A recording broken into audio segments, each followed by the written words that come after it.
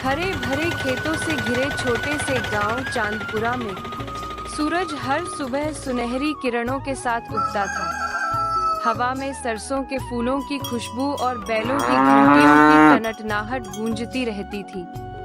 गांव के लोग सादगी से जीते थे, दिन में खेतों में काम, शाम को चौपाल पर गप्पे और रात में चांदनी के नीचे हंसी ठिठोली। इसी गांव में रहता था विकास, एक 25 साल का सीधा साधा नौजवान।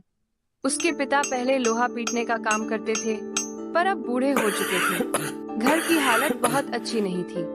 छोटी सी मिट्टी की झोपड़ी, टूटी चारपाई और एक पुरानी साइकिल जो अक्सर हवा मांगती रहती थी। लेकिन विकास में एक बात सबसे अलग थी, उसके हाथों का स्वाद। वो छोले और भटूरे ऐसा बनाता कि जिसने एक बार खा लिया वो जिंदगी भर उसका स्वाद भूल नहीं पाता। विकास रोज सुबह उठता, अपनी माँ के साथ छोले उबालता, मसाले पीसता और फिर तंदूर पर भटूरे तलने लगता। उसका ठेला गांव के चौक पर लगता था, जहाँ किसान, बच्चे और मजदूर दोपहर में उसकी दुकान के सामने कतार लगा लेते। सब कहते, अरे विकास तेरे छोले में तो जैसे जादू है रे।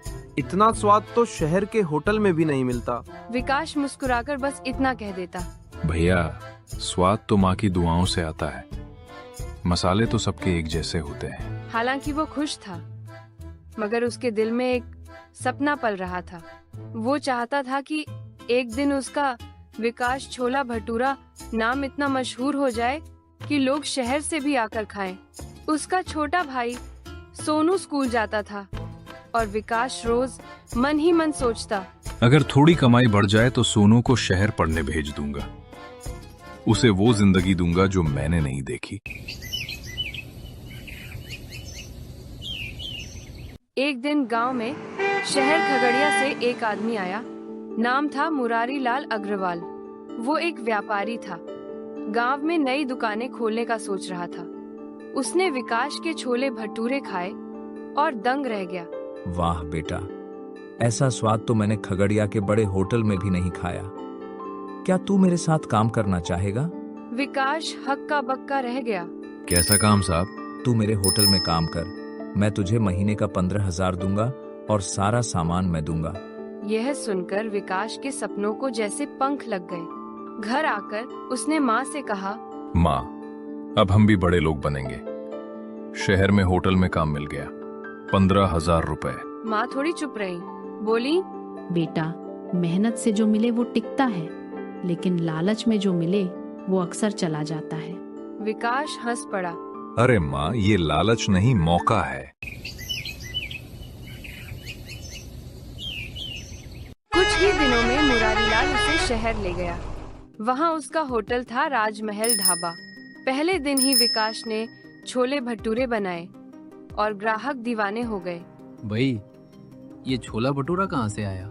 अरे गांव का लड़का है, मुरारी लाल ने ढूंढ निकाला है। विकास को अब रोज की तारीफ मिलती थी, पैसे भी ठीक मिलने लगे।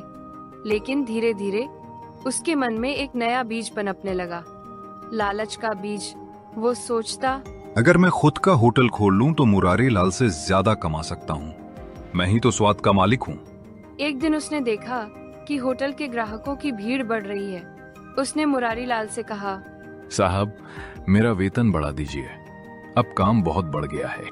मुरारी लाल ने मुस्कुरा कर कहा, बेटा पहले महीने पूरे कर ले, फिर बात करेंगे। बस यहीं से विकास का गुस्सा और लालच बढ़ने लगा। रात को उसने खुद से कहा, वो मेरा नाम नहीं चाहता, मेरा स्वाद नहीं समझता। अब मैं खुद का होटल खोलूंगा और दिखाऊंगा कि असली छोला भटूरा कौन बनाता है। शहर की चकाचौंध में अब विकास का नाम धीरे धीरे मशहूर होने लगा था। हर रोज होटल राजमहल ढाबा के बाहर ग्राहकों की भीड़ लगी रहती। लोग कहते, अरे भाई वहाँ जाओ, छोला भटूरा वाला लड़का है, उसका स्वाद गजब है। मगर ग्राहकों को क्या पता, वो लड़का धीरे धीरे लालच की आंच में जलने लगा था। रात को जब सब सो जाते, विकास अक्सर होटल की गिनती वाली तिजोरी देखता और सोचता, इतना सारा पैसा रोज आता है, पर मुरारी लाल मुझे सिर्फ 15,000 देता है, असली मेहनत तो मेरी है। धीरे धीरे वो यह भूलने लगा कि उसे यह मौका मुरारी लाल ने ही दिया था। एक दिन वह होटल के रसोई घर में अकेला था। उसने देखा कि मुरारी लाल का खास मसाला, जो वह खुद खरीदता था, एक बड़े डिब्बे में रखा है। विकास के मन में विचार आया। अगर मैं थोड़ा सा मसाला और रेसिपी अपने पास रख लूं, तो खुद का होटल खोल लूंगा। उसने वही किया। थोड़ा मसाला, थोड़ा नक्शा और मन में एक बड़ा सपना लेकर विकास ने फैसला किया। अब मैं अपना विकास छोला भटूरा हाउस खोलूंगा। कुछ हफ्तों बाद उसने अपनी छोटी सी बचत से शहर के कोने में एक पुरानी दुकान किराए पर ली। दुकान की दीवारें टूटी हुई थीं, लेकिन विकास के सपने मजबूत थे।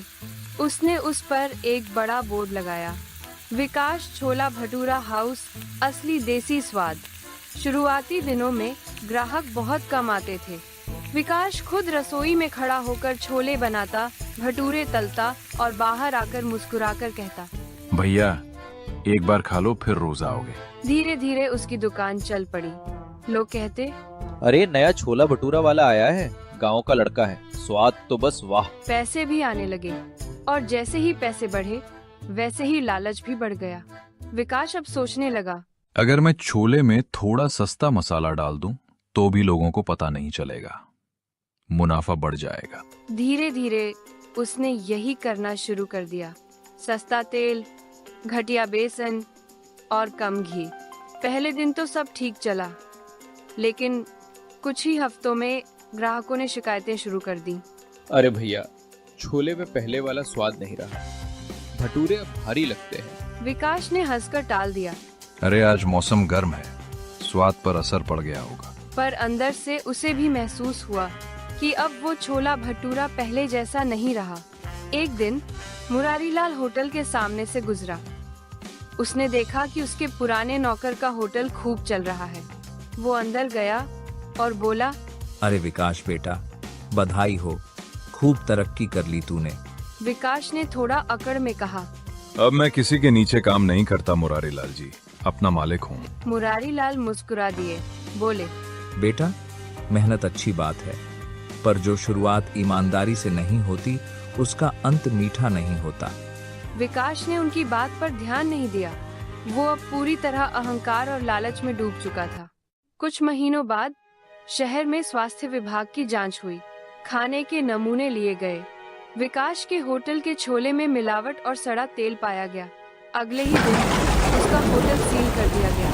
अखबार में खबर छप गई, प्रसिद्ध छोला भटूरा वाले के होटल में मिलावटी तेल का प्रयोग, होटल बंद। जो लोग कभी उसकी तारीफ करते थे वही अब कहने लगे, अरे वो विकास लालची निकला, बस पैसा कमाने का नशा था। सब कुछ खोकर विकास गांव लौट आया। माँ ने देखा तो आंसू भर आए। बोला था ना बेटा, लालच में जो मिले वो टिकता नहीं। विकास चुपचाप सिर झुकाकर बोला, माँ अब समझ आया, स्वाद मसाले में नहीं होता, न पैसों में, वो ईमानदारी में होता है। उसने फिर से अपने पुराने ठेले को निकाला। गांव के चौक पर मिट्टी के चूल्हे पर प्यार से छोले उबालने लगा। इस बार उसके भटूरे में न केवल स्वाद था, बल्कि अनुभव और पश्चाताप की मिठास भी थी।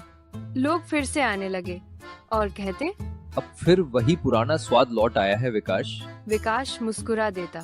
अब वो जान चुका था, पैसा खो जाने पर सब लौट आता है, पर विश्वास खोने पर कुछ नहीं लौटता।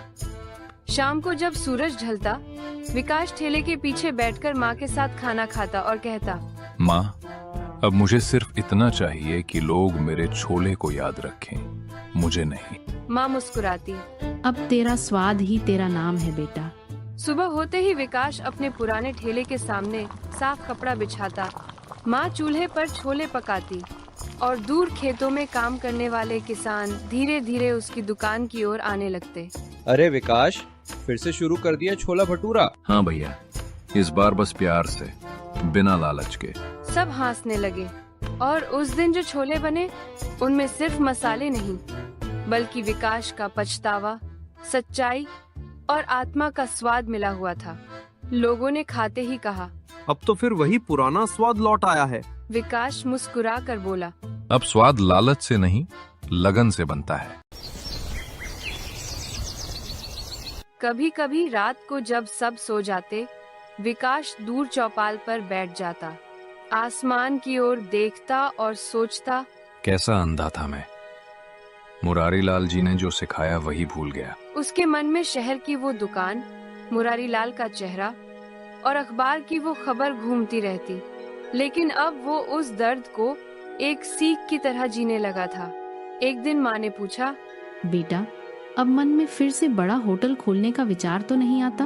विकास हंसकर बोला, अब नहीं माँ, अब तो ठेला ही मेरा महल है। माँ बोली, याद रख, जब इंसान ईमानदारी से काम करता है तो उसकी दुकान चाहे मिट्टी की हो, पर उसकी खुशबू आसमान तक जाती है।